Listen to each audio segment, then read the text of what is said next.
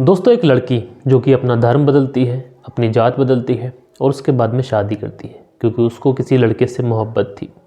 अब यहाँ तक तो ठीक था, लेकिन उसके बाद में कुछ ऐसा होता है कि परिस्थितियाँ कुछ ऐसी होती हैं, फिर से वो अपना धर्म बदलती है और दूसरी शादी करती है। और दूसरी शादी करने के बाद में फिर चीज़ें ऐसी होती हैं कि उसे तीसरी शादी करनी पड़ती है। यकीनन दोस्तों, ये महिला कुछ इस तरीके से अपने लिए कुछ ऐसा जाल बनाती है जिस जाल के अंदर ये महिला उलझती जाती है। और दोस्तों, उस समय जब हर कोई भी व्यक्ति जब इस खबर को सुन रहा था, इस खबर के बारे में जानकारी रख रहा था, तो यही कह रहा था कि ऐसी खबर, ऐसी स्टोरी जो इस महिला ने अपने लिए बनाई, यकीनन दुनिया में ऐसा क्राइम पहले नहीं हुआ होगा। और दोस्तों, आप लोग भी अगर इस घटना को सुनेंगे तो आप लोग भी कहीं ना कहीं हैरत करेंगे। आप लोग ये सोचेंगे कोई महिला हो या फिर कोई पुरुष, आखिर वो ऐसा कैसे कर सकता है। तो क्या हुआ था इस पूरी घटना के अंदर, परत दर परत, पॉइंट टू पॉइंट विस्तार से मैं आप लोग को बताऊंगा। बस आप लोग वीडियो में अंत तक बने रहिएगा। तो दोस्तों, रात के 10 बज चुके हैं। मैं हूं आप सभी का अपना शावेज़ मलिक और हाजिर हूं आप लोग के सामने एक और क्राइम की कहानी को लेके, एक और क्राइम की घटना को लेके। और दोस्तों, आज की घटना हम लोग शुरू करें उससे पहले हमेशा की तरह आप लोगों से बोलना चाहूँगा कि अगर आप लोग कोई प्यारा सा कमेंट्स करना चाहते हैं, किसी का बर्थडे विश करना चाहते हैं, किसी की सालगिरह की बधाई देना चाहते हैं, तो आप लोग बस अपना कमेंट्स कर दीजिए। और आप लोग का जो भी कमेंट्स रहेगा ये डेफिनेटली मैं कल के वीडियो में अपने व्यूवर्स के साथ में शेयर करूंगा। और आप लोग के जो भी कमेंट्स हैं कल वाले दिन के, वो आज के दिन वीडियो के अंत में पढ़ूंगा। तो आप लोग लास्ट तक बने रहिएगा। तो चलते हैं दोस्तों, सीधा कहानी का रुख करते हैं। दरअसल दोस्तों, आज की घटना अपने आप में ऐसी घटना है, शायद ही दुनिया में कुछ इस तरीके की घटना हुई हो। एक लड़की है जो 3 बार धर्म बदलती है, 3 बार शादी करती है और उसके बाद में तीनों शादियों से बच्चे। इसलिए भी ये घटना बहुत ज़्यादा महत्वपूर्ण हो जाती है। दरअसल आज की जो घटना मैं आप लोग को सुनाने जा रहा हूँ, ये घटना है 26 दिसंबर साल 2022 की। और गाज़ियाबाद का एक थाना पड़ता है विजयनगर। और यहीं पर पुलिस को एक अज्ञात नंबर से कॉल आता है। और अज्ञात नंबर से कॉल आने के बाद में वो जो व्यक्ति था सामने वाला, वो बताता है कि साहब, हमारे ही मोहल्ले के अंदर एक महिला जो कि लेटे लेटे मर गई है, अचानक से उसकी मृत्यु हो गई है। लेकिन साहब, न जाने मुझे ऐसा क्यों लग रहा है कि इस महिला की जो डेथ है ये नेचुरल डेथ नहीं है। मुझे ऐसा लगता है कि इस महिला के साथ में कुछ ना कुछ तो गलत हुआ है। आप लिहाजा अगर आ जाते और इस पूरे केस में अपनी नज़र रखते, छानबीन करते, और अगर इस महिला के साथ में कुछ गलत हुआ हो तो शायद इस महिला को इंसाफ मिल जाता। अब अचानक से जब इस तरीके का कोई फ़ोन आए तो पुलिस तो डेफिनेटली परेशान हो सकती है। इसलिए पुलिस भी ज़्यादा समय न लेते हुए आखिरकार अपनी टीम को लेती है, गाड़ी उठाती है और उस मौके वारदात वाली जगह पर पहुंच जाती है। अब दोस्तों, जब पुलिस वहां पर पहुंचती है, जिस घर का एड्रेस बताया गया था उस घर में पुलिस पहुंचती है, दरवाज़ा खटखटाती है, तो पुलिस देखती क्या है कि वहां पर पहले से ही बहुत सारे लोग मौजूद हैं। और पुलिस थोड़ा सा आगे बढ़ती है तो देखती क्या है, एक महिला है जो कि बेड पर मृत पड़ी हुई है। 30 से 35 साल की उम्र इस महिला की रही होगी। और सारे लोग वहाँ पर तरह तरह की बातें कर रहे हैं कि महिला जिसकी उम्र मात्र 35 साल है अचानक से कैसे मर गई। ससुराल वाले भी सभी मौजूद हैं, मायके वाले भी सभी मौजूद हैं। यानी महिला के अंतिम संस्कार की पूरी तैयारी चल रही थी। जो पति था उसका भी रो रो कर बुरा हाल था कि अचानक से ऐसे कैसा हो गया, उसका जो घर था बसा बसाया वो उजड़ गया। इस महिला का एक लड़का भी था। लड़के का तो हाल इतना बुरा था, उसको तो मानो जैसे काटे खून नहीं था, उसकी तो पूरी दुनिया उजड़ चुकी थी। क्योंकि दोस्तों, घर में अचानक से अगर माँ की मृत्यु हो जाए तो जो बेटा या बेटी होती है उसके दिल पर क्या गुजरती है ये तो वही बता सकता है। इसलिए वो लड़का भी काफ़ी ज़्यादा परेशान होता है। लिहाजा जब पुलिस वहाँ पर पहुँचती है तो पुलिस ये फैसला करती है कि क्या बात है, आखिर अचानक से इस महिला की मौत हो गई और इसकी डेड बॉडी पर कोई ऐसा चोट का निशान नहीं, घर में कुछ ऐसा माहौल बना हुआ नहीं है कि जिससे ये अंदाज़ा लगाया जा सके कि इस महिला के साथ में कुछ गड़बड़ हुआ है। मायके वाले भी मौजूद हैं, ससुराल वाले भी मौजूद हैं, पति भी मौजूद है, बेटा भी मौजूद है, न कोई शक जता रहा है। लिहाजा पुलिस फैसला करती है कि वो सारी चीज़ें तो ठीक है, लेकिन एक बार इस महिला का पोस्टमार्टम कराया जाए। उसके बाद में पुलिस जो है इस पूरी डेड बॉडी का बहुत अच्छे से मुआयना करती है। वहाँ पर भी कोई चोट का निशान नहीं, कुछ ऐसा दिखाई नहीं पड़ता जो संदिग्ध लगे। पूरे घर की तलाशी पुलिस करती है, वहाँ पर भी कोई संदिग्ध चीज़ पुलिस को दिखाई नहीं पड़ती। आखिरकार पुलिस बड़ी परेशान थी, बड़ी हैरान भी थी कि अगर कत्ल हुआ है तो फिर ऐसा कैसे है कि किसी भी तरीके की कोई चीज़ भी संदिग्ध दिखाई नहीं पड़ रही है। महिला के शरीर पर, महिला के जिस्म पर कोई चोट भी नहीं है, कोई भी चीज़ ऐसी संदिग्ध तो पुलिस को दिखाई नहीं पड़ रही थी। लेकिन फ़िलहाल पुलिस जो है वो डेड बॉडी को अपनी कस्टडी में लेती है और सबसे पहले डेड बॉडी को पोस्टमार्टम के लिए भेजता है, क्योंकि पोस्टमार्टम की रिपोर्ट होगी तो कुछ तो उसके अंदर सामने आएगा। अब जो डेड बॉडी थी ये पोस्टमार्टम के लिए चली जाती है। इधर घर परिवार वाले ये रोते रह जाते हैं। उसके बाद में पोस्टमार्टम होता है, डेड बॉडी घर पे आती है, डेड बॉडी का अंतिम संस्कार होता है। उधर पुलिस आस पड़ोस के लोगों से पूछताछ करती है, लेकिन वहाँ से भी पुलिस को ऐसा कुछ दिखाई नहीं पड़ता है, ऐसा कुछ सुनाई नहीं पड़ता है जिससे पुलिस को कुछ भी संदिग्ध दिखाई पड़े, या फिर अगर हत्या हुई है तो उसमें कुछ ऐसी चीज़ पुलिस के सामने आ जाए। कोई चीज़ पुलिस को ऐसे सामने दिखाई नहीं पड़ती है। इसलिए पुलिस फैसला करती है कि इस महिला के पति से सबसे पहले पूछताछ की जाए कि आखिर मृत्यु कैसे हुई और सुबह को किस तरीके से देखा गया।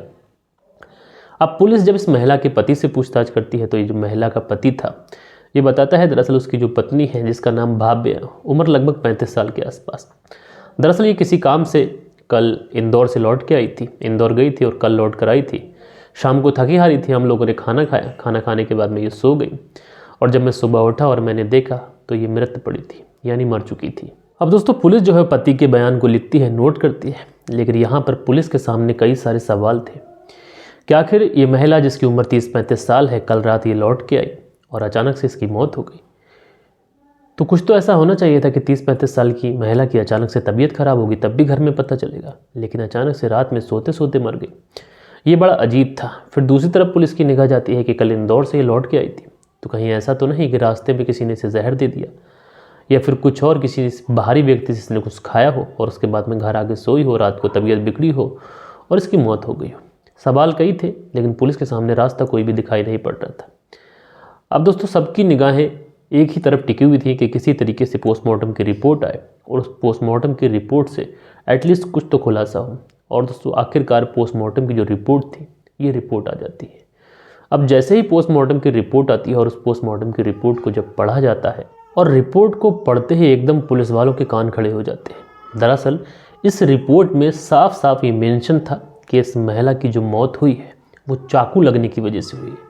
चाकू इस तरीके से इसको मारा गया है कि इसके अंदर के इसकी बॉडी के जो पार्ट हैं वो डैमेज हो गए। अब दोस्तों पुलिस के सामने सबसे बड़ी मुश्किल आ जाती है कि पोस्टमार्टम की रिपोर्ट में चाकू का जिक्र किया गया है, जबकि पुलिस वालों ने उस डेड बॉडी की बहुत अच्छे से समीक्षा की थी। उस डेड बॉडी को बहुत अच्छे से देखा था, जांचा था, परखा था, लेकिन उस डेड बॉडी के ऊपर एक भी नाखून का भी, खरोच का भी निशान नहीं था। तो आखिरकार पोस्टमार्टम की रिपोर्ट में ये क्यों आया कि चाकू लगने की वजह से मौत हुई है। अब दोस्तों यहाँ पर पुलिस एकदम से उलझ जाती है क्योंकि डेड बॉडी पर कोई निशान नहीं था। पोस्टमार्टम की रिपोर्ट में जिक्र है कि इसके चाकू मारा गया जिस वजह से इसकी मौत हुई है। बहरहाल दोस्तों अब परिवार वाले एक तरफ खड़े हुए थे क्योंकि परिवार वालों का कहना था कि डेड बॉडी के ऊपर कोई भी चोट का निशान नहीं है, तो पोस्टमार्टम की रिपोर्ट में आखिर ये चीज़ें कैसे हैं। वहीं पोस्टमार्टम की रिपोर्ट ये कह रही है कि जो इस महिला की मृत्यु हुई है वो चाकू लगने की वजह से हुई है। अब पुलिस वालों का तो एकदम से माथा ठनक जाता है। इसलिए पुलिस वाले अब दौड़े दौड़े उस हॉस्पिटल के अंदर जाते हैं जिस हॉस्पिटल से वो पोस्टमार्टम की रिपोर्ट आई थी, और वहाँ पर डॉक्टरों से उस पोस्टमार्टम की रिपोर्ट को बहुत बारीकी से समझते हैं। वो डॉक्टरों से ये पूछने की कोशिश करते हैं, ये समझने की कोशिश करते हैं कि आखिर चाकू किस तरीके से मारा गया, कहाँ मारा गया, जिस तरीके से मारा गया उस बारे में बताइए। क्योंकि हमने जब डेड बॉडी की समीक्षा की, डेड बॉडी को देखा, तो कहीं से भी ये पता नहीं चल रहा था कि इस डेड बॉडी के ऊपर चाकू या फिर इसके जिस्म पर कोई खरोच का निशान तक दिखाई नहीं पड़ रहा था। दरअसल वहाँ पर डॉक्टर्स जो कहानी बताते हैं वो कुछ इस प्रकार थी। डॉक्टर बताते हैं कि इस महिला का अब से कुछ साल पहले नाभि से नीचे और प्राइवेट पार्ट से थोड़ा ऊपर एक ऑपरेशन हुआ था, और दरअसल जिस भी व्यक्ति ने हत्या की है, जिसने भी इस महिला के चाकू मारा है, वो उसी ऑपरेशन वाली जगह पर मारा है, जिससे ये पता ना चल सके कि इस महिला के चाकू लगा है, घाव पुराना है या फिर नया। और इतनी सफाई से चाकू मारा गया है कि वो बिल्कुल भी घाव के जो ऑपरेशन था उसके बिल्कुल ऊपर ही था, ना ऊपर था ना नीचे था। यानी देखने में ये पता ही नहीं चल रहा था, क्योंकि कोई भी अगर पुलिस वाले या कोई भी चेक करेगा तो ज़रूरी नहीं है कि प्राइवेट पार्ट के आसपास चेक करेगा, इसलिए वो चीज़ें छुप जाती हैं। अब दोस्तों पुलिस के सामने सबसे बड़ा सवाल ये था कि आखिर कातिल इतना सटीक वार कैसे कर सकता है। उसी 4-5 इंच के जो ऑपरेशन वाली जगह थी उस पर चाकू कैसे मारा जा सकता है। अगर चाकू मारेगा तो इस महिला ने विरोध क्यों नहीं किया। आमतौर पर अगर किसी को चाकू मारा जाता है या फिर किसी के साथ में मारपीट की जाती है, कत्ल करने का प्रयास किया जाता है, तो जिस व्यक्ति के साथ में इस तरीके का किया जाता है वो व्यक्ति अपने आप को बचाने के लिए विरोध करता है, भागता है, दौड़ता है। लेकिन आखिरकार इस महिला ने विरोध क्यों नहीं किया। बहरहाल पुलिस के सामने सवाल तो कई थे, लेकिन उसके बाद में पुलिस की जो शक की सुई जाती है वो सबसे पहले इस महिला के पति के ऊपर जाती है। अब दोस्तों इस महिला के पति को पुलिस फिर से अरेस्ट करती है और अरेस्ट करने के बाद में थाने लेके आती है और यहाँ पर बहुत सिलसिलेवार तरीके से इस महिला के पति से पूछताछ की जाती है। अब पुलिस इससे सवाल करती है कि आखिरकार उस रात क्या हुआ, तुम्हारे पत्नी की मृत्यु कैसे हुई। तो जो पति था विनोद शर्मा, ये पुलिस को वही बात बताता है जो उसने घर में बताई थी कि उसकी पत्नी गई हुई थी और उसके बाद में लौट के आई। लौट के आने के बाद में हम लोगों ने खाना खाया, खाना खाने के बाद में वो सो गई और सुबह जब मैं उठा तो वो मृत पाई गई। अब इसी तरीके के घिसे पिटे सवाल जो थे, ये जवाब जो थे, ये पुलिस को दे रहा था। लेकिन पुलिस उससे पूछती है कि अगर तुम्हारी पत्नी कहीं से लौट के आई और वह उसके बाद में सो गई और सुबह को जब तुमने देखा उसकी मृत्यु हो गई, तो आखिरकार इसके शरीर पर ये चाकू का निशान कैसे लगा। वो बोलता है कि मुझे इसके बारे में कुछ नहीं पता। अब दोस्तों पुलिस वाले लगातार इस व्यक्ति से सवाल करते हैं, विनोद शर्मा से, लगातार इससे तोड़ मड़ोड़ कर जब सवाल किए जाते हैं तो आखिरकार ये जो विनोद शर्मा था, ये पुलिस के सवालों के सामने ज़्यादा देर टिक नहीं पाता है और आखिरकार ये टूट जाता है। और टूटने के बाद में ये पुलिस के सामने तोते की तरह बोलने लगता है और उसके बाद ये पुलिस को जो कहानी सुनाता है, यकीनन वो कहानी अपने आप में हैरान करने वाली थी, परेशान करने वाली थी। उसके बाद में ये व्यक्ति पुलिस को बताता है कि दरअसल उसकी जो पत्नी भाव्या थी, दरअसल इसका नाम असली भाव्या नहीं था बल्कि इसका नाम बेबी था और ये एक मुस्लिम परिवार से बिलोंग करती थी। ये एक मुस्लिम महिला थी और ये बिहार की रहने वाली थी। अब जब पुलिस इस तरीके की बातें सुनती है तो पुलिस कहीं ना कहीं हैरान हो जाती है कि एक महिला आखिर इस तरीके से अपना रूप कैसे बदल सकती है। लेकिन उसके बाद में ये जो पति है ये बताता है कि उसकी जो पत्नी है इसी तरीके से उसके साथ में रह रही थी। दरअसल जो भाव्या थी ये बिहार से गाज़ियाबाद शिफ्ट होती है और गाज़ियाबाद शिफ्ट होने के बाद में जब ये थोड़ी बड़ी होती है, जब इसकी उम्र थोड़ी बढ़ती है तो इसकी मुलाकात एक योगेश नाम के लड़के से होती है और योगेश नाम के लड़के से इसे मोहब्बत हो जाती है और जब उससे इसे मोहब्बत हो जाती है तो आखिरकार ये उससे शादी भी करती है। अब जब बेबी और योगेश, या फिर योगेंद्र कहें, योगेंद्र नाम था, माफ़ कीजिएगा। अब जब बेबी और योगेंद्र जो थे जब ये शादी कर लेते हैं तो जो बात थी आखिरकार ये बात वहीं पहुंच जाती है, क्योंकि योगेंद्र जो था वो हिंदू परिवार से बिलोंग करता था और जो बेबी थी ये मुस्लिम परिवार से बिलोंग करती थी। अब ना तो बेबी के घर वाले तैयार थे इस शादी के लिए और ना तो योगेंद्र के घर वाले इस शादी को कबूल कर रहे थे। अब जब दोनों परिवार वाले आखिरकार शादी नहीं होते हैं, लेकिन उसके बाद में काफ़ी ज़्यादा मनोवर चलती है दोनों परिवारों के बीच में।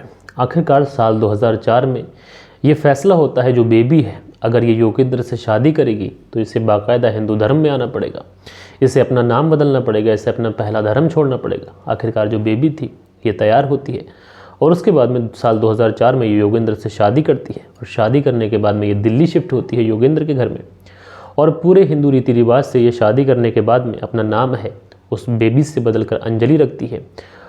एक तरीके से अपने हिंदू धर्म में आती है और मुस्लिम जो धर्म था उस धर्म को छोड़ती है। अब ये योगेंद्र के साथ में जीना शुरू करती है। अब उसके बाद में जब ये उसके साथ में जीना शुरू करती है, समय यूं ही गुजरता है, सब कुछ ठीक चल रहा था। जो बेबी उर्फ अंजलि थी ये अपने परिवार में, अपने ससुराल में बहुत खुश थी। उसके बाद में आखिरकार जब समय आगे बढ़ता है इनको एक बेटा भी होता है। अब बेटा जब होता है तो बेटे का नाम निहाल रखा जाता है। अब इनके परिवार में एक तरीके से एक बेटा आ चुका था, बेटे का नाम निहाल था और योगेंद्र के साथ में जी अंजलि जो थी ये पूरी तरीके से खुश थी। इसी तरीके से जब समय आगे बढ़ता है, साल 2005 बीतता है, साल 2006 बीतता है और अब जो बेटा जो था ये अब स्कूल जाने लगा था। बेटा स्कूल जा रहा था, धीरे धीरे बेटा बड़ा हो रहा था। कक्षा 10 में आता है, कक्षा 10 के एग्ज़ाम देता है, कक्षा 12 में आता है, कक्षा 12 के एग्ज़ाम देता है। यानी निहाल अब 12 कर चुका था, उधर जो साल दर साल बीत रहा था। आखिरकार दोस्तों साल 2017 आ जाता है। अब जब साल 2017 आता है तो योगेंद्र जो था उसकी जो पत्नी थी अंजलि उर्फ बेबी, अब इन दोनों के बीच में झगड़ा तकरार शुरू होता है। अब जब इन दोनों के बीच में झगड़ा तकरार शुरू होता है तो आए दिन अब इनके बीच में झगड़े होने लगे थे। अब जब झगड़े होते हैं तो इसी बीच में जो अंजलि थी उर्फ बेबी, इसकी जो नज़र थी ये अनीस खान नाम के एक व्यक्ति से टकराती है। अब दोस्तों इस अनीस खान नाम के व्यक्ति से जब इसकी मुलाकात होती है, इधर घर में कलेश चल रहा था पति योगेंद्र के साथ में, इधर जो अनीस था ये इसकी बहुत ज़्यादा केयर कर रहा था, क्योंकि नया नया प्यार जो होता है ये सर चढ़ कर बोलता है। अब अनीस इसकी लगातार केयर करता है, इससे घंटों घंटों बात करता है। उधर पति योगेंद्र के साथ में लगातार कलह क्लेश। इसी के चलते अब ये फैसला करती है ये अनीस खान नाम के व्यक्ति से निकाह करेगी और उसके लिए आखिरकार ये अपने बेटे निहाल को छोड़ती है, अपने पति योगेंद्र को छोड़ती है और आखिरकार ये जो अनीस खान था इससे निकाह करती है। जब इस बार ये अनीस खान नाम के व्यक्ति से निकाह करती है तो ये फिर से अपना धर्म बदलती है, अपना नाम बदलती है और इस बार इसने अपना नाम अफसाना रखा था। अब दोस्तों नाम और धर्म बदल कर ये अनीस खान के साथ में अपनी ज़िंदगी शुरू करती है और धीरे धीरे समय गुजरता है। लगभग शादी के कुछ ही महीनों के बाद में आखिरकार ये जो महिला थी जिसका नाम अब अफसाना हो चुका था, अब ये अफसाना जो थी ये गर्भवती हो जाती है। डिलीवरी के कुछ ही महीने बचते हैं, यानी शादी को अब 1.5 साल गुजर चुका था और डिलीवरी के कुछ ही महीने बचे होते हैं कि इसी बीच में इसका जो झगड़ा तकरार था ये अब अनीस खान से भी शुरू हो जाता है। अब जब अनीस खान से इसका झगड़ा तकरार शुरू होती है तो आखिरकार ये फैसला करती है कि ये अनीस को भी छोड़ेगी और उसके बाद में आखिरकार ये फैसला करती है साल 2019 में अनीस को भी छोड़ देती है। अब दोस्तों साल 2019 में जब ये अनीस खान को छोड़ देती है तो इसी बीच में इसकी जो मुलाकात होती है ये विनोद शर्मा नाम के एक व्यक्ति से होती है। अब जब विनोद शर्मा नाम के व्यक्ति से इसकी मुलाकात होती है तो धीरे धीरे एक दूसरे से आंखें चार होती हैं। जब आंखें चार होती हैं तो धीरे धीरे इनकी जो मुलाकातें थीं ये अब दोस्ती में बदल जाती हैं। और दोस्तों ये जो दोस्ती थी ये इशारा कर रही थी कि अब इनके बीच में प्यार होना है, क्योंकि दोस्तों पुरुष और महिला इनके बीच में कभी दोस्ती तो हो नहीं सकती, इसलिए इनके बीच में प्यार होता है। अब दोस्तों जो महिला पहले बेबी थी, उसके बाद में अंजलि बनी, उसके बाद में अफसाना बनी और अब इसकी जो मुलाकात थी ये विनोद शर्मा नाम के एक व्यक्ति से हो चुकी थी। तो आखिरकार साल 2019 में ही ये फैसला करती है कि ये विनोद शर्मा नाम के व्यक्ति से शादी करेगी। अब दोस्तों साल 2019 में इसने शादी की विनोद शर्मा नाम के व्यक्ति से। अब दोस्तों आप लोग सोच के देखिए कि जिस समय ये विनोद शर्मा नाम के व्यक्ति से शादी कर रही थी उस समय इसके पेट में अनीस का बच्चा था और इन सारी चीज़ों को भूलकर ये विनोद शर्मा नाम के व्यक्ति से शादी करती है और समय गुजरता है। आखिरकार इसके पेट का जो बच्चा था ये भी पैदा होता है, इसको लड़का पैदा होता है और इस लड़के का नाम ये अपने पति के नाम पर रखती है जिसका नाम आदिल रखती है। अनीस इसके पति का नाम था पहले वाले का, इसका नाम आदिल रखती है।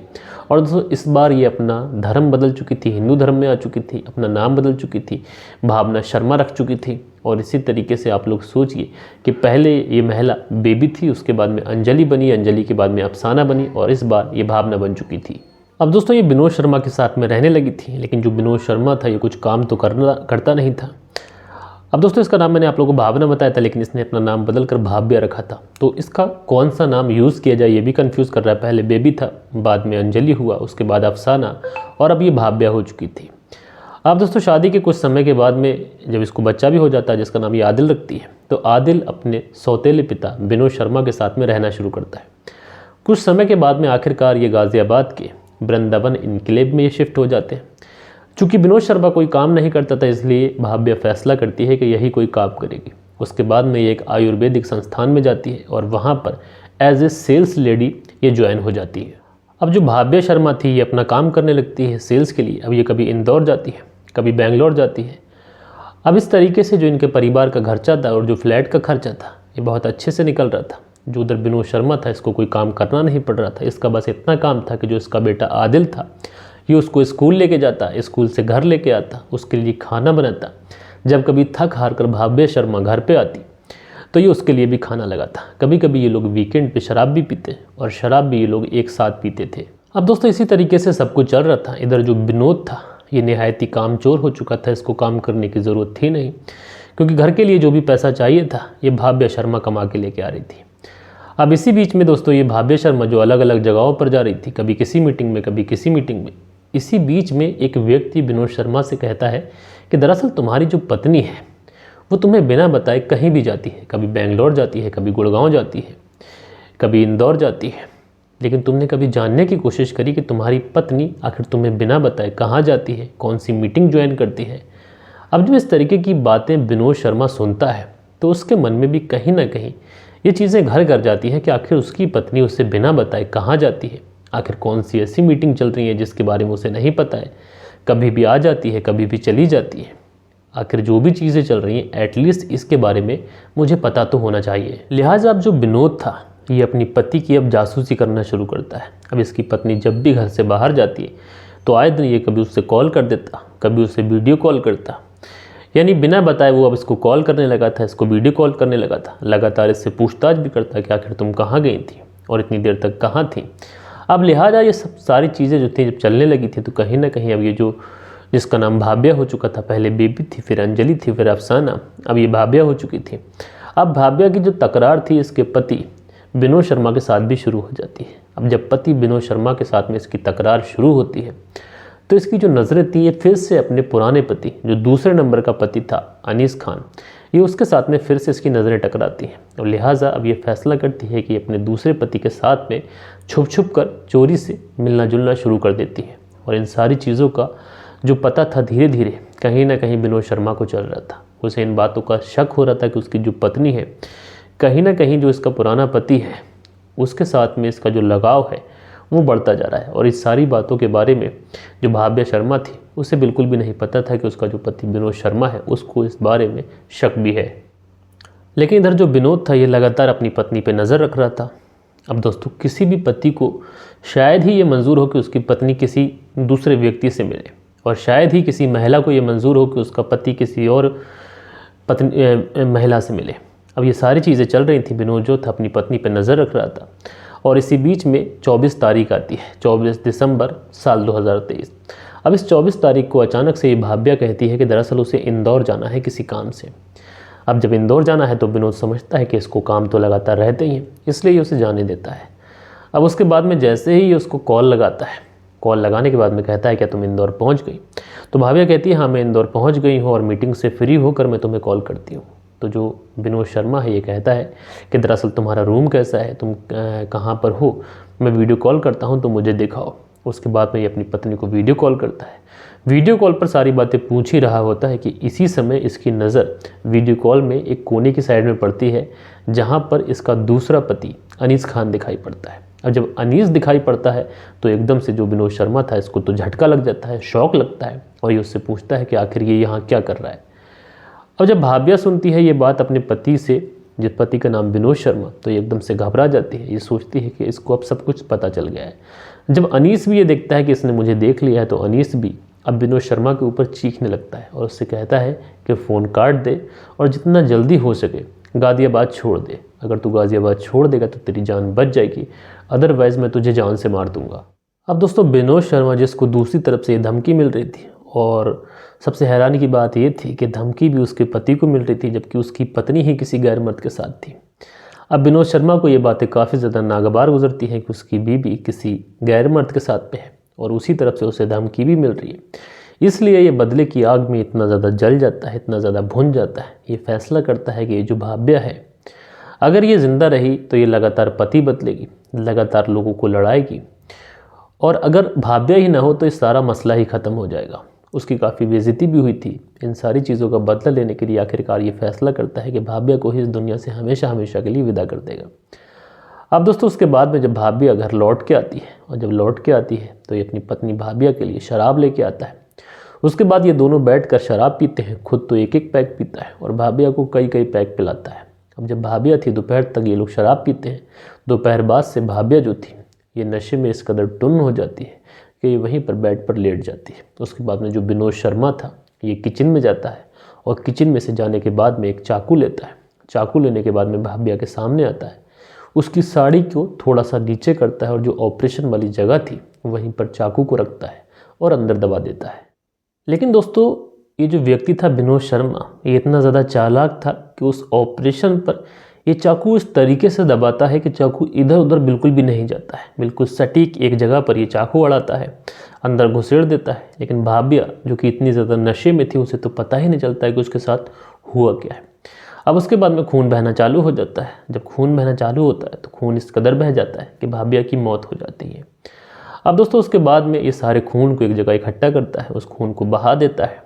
भाव्या के जो कपड़े थे वो कपड़े निकालता है, उसके बाद में वॉशिंग मशीन में डालता है, उन सारे कपड़ों को धो देता है और धोने के बाद में भाव्या को दूसरे कपड़े पहना देता है।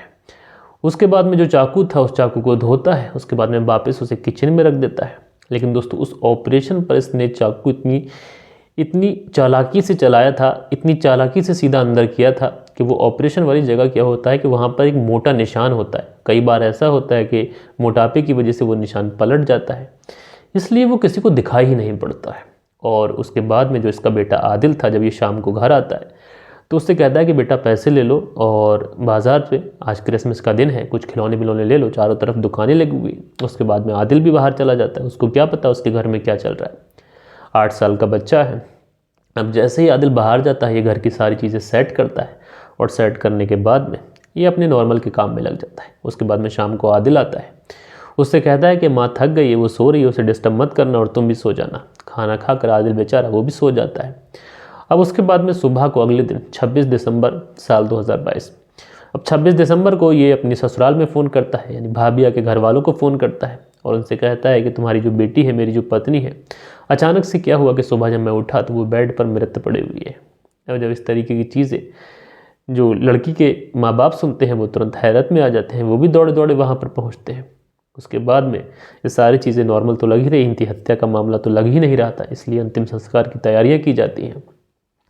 इसी बीच में जो भाव्या, जिसका नाम पहले बेबी था, बेबी का भाई जिसका नाम टीपू को कहीं ना कहीं शक होता है कि उसकी जो बहन है, इसकी जो डेथ है ये नेचुरल नहीं है, कुछ तो ऐसा हुआ है उसकी बहन के साथ में जो गड़बड़ है। उसके बाद में ये विजयनगर थाने में जाता है, FIR दर्ज कराता है। उसके बाद पुलिस पहुंचती है, पोस्टमार्टम होता है और उन सारी चीज़ों में इस बात का खुलासा हो जाता है। लेकिन दोस्तों सबसे हैरानी की बात ये थी कि जो विनोद शर्मा था, ये पुलिस के सामने इस तरीके से रो रहा था, इस तरीके से चीखें मार रहा था कि पुलिस भी एक बार ये समझ रही थी कि ये व्यक्ति अपनी पत्नी के प्यार में इस कदर अंधा है, कहीं ये पागल ना हो जाए। लेकिन दोस्तों उसके बाद में 30 दिसंबर को ये पूरे मामले का खुलासा हो जाता है। यकीनन दोस्तों जब ये खुलासा होता है तो आप लोग भी हैरान हो सकते हैं कि कितनी चालाकी से इसने मर्डर किया। लेकिन दोस्तों मैं आप लोगों को बताता हूँ कि क्राइम चाहे कितनी ही चालाकी से किया जाए, कितनी ही सितावी से किया जाए, एक दिन खुलता ज़रूर है। लेकिन यहाँ पर विनोद शर्मा ने सबसे बड़ी गलती ये की कि उसने क्राइम किया, क्योंकि दोस्तों पहले के 2 पति उसे छोड़ चुके थे। अगर विनोद शर्मा को ये लग रहा था कि उसकी पत्नी किसी व्यक्ति के साथ में या फिर अपने पहले पति के पास जाना चाहती है, तो उसे बेझिझक अपनी पत्नी को छोड़ देना चाहिए था, उसके खून से अपने हाथ रंगने नहीं चाहिए थे। अब जो उसकी जो ज़िंदगी है आगे सलाखों के पीछे गुजरेगी। बहरहाल दोस्तों आप लोग इस महिला के बारे में क्या कहना चाहते हैं और उसके पतियों के बारे में क्या कहना चाहते हैं, आप लोग कमेंट्स बॉक्स में ज़रूर से ज़रूर बताइएगा। और कल के दिन आप लोग के जो भी कमेंट्स आए हैं, अब वक्त होता है कि आप लोग के कमेंट्स पढ़े जाएँ। सो दोस्तों हमारे वीडियोज़ पर जो सबसे पहला कॉमेंट्स आया है ये अनिल जगदियो है। उन्होंने कमेंट्स किया है, लिखते हैं धन्यवाद सर, आपने बेटे का जन्मदिन की बधाई दी और हमारे पूरे परिवार की तरफ से आपके लिए दुआएं हैं, बहुत तरक्की करें आप। तो जगदेव सिंह जी आपका बहुत बहुत धन्यवाद। उसके बाद में जो अगला कमेंट्स है ये गर्ल बूवू करके है, ये लिखते हैं I love watching your videos and love the way you tell the story, thank you, I am watching it from California. तो ये कैलिफोर्निया से हमारी वीडियो देखती हैं, बहुत अच्छी बात है। उसके बाद में सुबोध कुमार जी हैं, ये अपना प्यारा कमेंट्स करते हैं, ये कहते हैं कि ये कैसे पॉसिबल है कि एक पति सपने में आए और सपने में आने के बाद में संबंध बनाए और जो पत्नी है वो गर्भवती हो जाए। यकीनन ये अपने आप में हैरान करने वाला है। उसके बाद में ज्ञान सिंह जी लिखते हैं, मलिक साहब सत श्री अकाल, थैंक यू गॉड, आपकी आवाज़ सुनकर पता लगता है कि आपकी तबीयत अब थोड़ी ठीक है, लव यू बेटा। तो ज्ञान सिंह जी आपने मुझे इंस्टाग्राम पे फॉलो किया है, मैंने भी आपको फॉलो बैक कर दिया है। बहरहाल आपका धन्यवाद कि आप मेरी सेहत को लेकर भी इतना ज़्यादा चिंतित हैं। उसके बाद में जो अगला कमेंट्स है ये सुनुद ईमान करके आईडी है, लिखते हैं love you brother, Punjab Pathankot से देखता हूँ मैं आपकी कहानी। उसके बाद में अगला जो कमेंट्स है ये फूड रिव्यू है और ये पहले हमारे चैनल पर लगातार कमेंट्स करते थे। लिखते हैं hi dear boss, after long time sir ji 2 महीने बाद आपकी कहानी सुन रहा हूं, क्योंकि सर मैं UAE अजमान से हूं और मेरी कंपनी में मोबाइल यूज़ करना अलाउ नहीं है, फिर भी मैं आपकी कहानी देखता हूं। तो फूड रिव्यू जी आपका बहुत बहुत धन्यवाद कि आप इस तरीके से मुश्किल से हमारी कहानियां सुन रहे हैं। SD मून लिखते हैं सर आज की कहानी बहुत अच्छा था, आप मेरे नाम लेते हो वीडियो में तो मुझे बहुत अच्छा लगता है, थैंक यू। और मैं और ईश्वर से यही कामना करता हूँ कि आपके व्यूवर्स को बधाई। संजय दिल्ली से, तो संजय जी जिनकी आईडी है SD मून नाम से और ये दिल्ली से हमारी कहानी देखते हैं, तो भाई आपका बहुत बहुत धन्यवाद। उसके बाद में अनुज गोदारा जी हैं, लिखते हैं सर जी आज वाली कहानी बहुत अच्छी थी, हर दिन अलग अलग तरीके से कहानी सुनाते हैं, हमको बहुत अच्छा लगता है। उसके बाद में मोहम्मद शारिक हैं, ये लिखते हैं परवीन का कैरेक्टर अच्छा नहीं था, तो मोहम्मद शारिक जी आपका बहुत बहुत धन्यवाद। उसके बाद में कुंदन पाल जी हैं, ये लिखते हैं मलिक सर गुड इवनिंग नमस्कार, तो कुंदन पाल जी आपका बहुत बहुत धन्यवाद। उसके बाद में जो अगला कमेंट्स है ये बिका कंग हैं, ये लिखते हैं Vikramdeep Singh please international story cover करें, तो ज़रूर मैं ज़रूर करूँगा। उसके बाद में जो अगला कमेंट्स है ये सन्नी मेहरा है, लिखते हैं शावेज जी अपनी सेहत का ध्यान क्यों नहीं रख रहे हैं, आपका फेस कितना कमज़ोर हो गया है और पतले दुबले होते जा रहे हैं, ठीक तो है ना आप। तो सन्नी मेहरा जी तबीयत थोड़ी ठीक नहीं है, मैं आपको बता नहीं सकता कि किन किन प्रॉब्लम से मैं गुजर रहा हूँ इस समय, लेकिन जब तक हूँ आप लोग को कहानी सुना रहा हूँ। उसके बाद में सुनील त्यागी जी हैं, ये लिखते हैं औरत तो देवी होती है, लेकिन इस तरीके से जो औरतें कर रही हैं यकीनन ये हैरान कर रही हैं। फैशन डिज़ाइनर हैं वो कमेंट्स करते हैं। उसके बाद में नासिर पठान जी हैं जो कमेंट्स करते हैं। उसके बाद में सन्नी मेहरा हैं, वो कमेंट्स करते हैं। तो ये कुछ कमेंट्स थे जो कल के दिन आप लोगों ने किए थे हमारे चैनल पर, और आशा करता हूँ आज की ये स्टोरी आप लोगों को अच्छी लगी होगी। ये स्टोरी पसंद आई हो तो आप लोग कमेंट्स में ज़रूर बताइएगा, और हमारी कहानी कहाँ से देखते हैं इस बारे में भी लिखिएगा। और आपके जितने भी कमेंट्स हैं ये मैं कल के दिन अपने वीडियो में अपने व्यूअर्स के साथ में शेयर करूँगा। दोस्तों, कमेंट्स के वजह से कहानी लंबी होती है, लेकिन ये लंबी कहानी नहीं है। आप लोग अगर कमेंट्स सुनना नहीं चाहते हैं तो जहाँ पर कहानी एंड होती है वहीं पे आप लोग वीडियो को छोड़ के जा सकते हैं।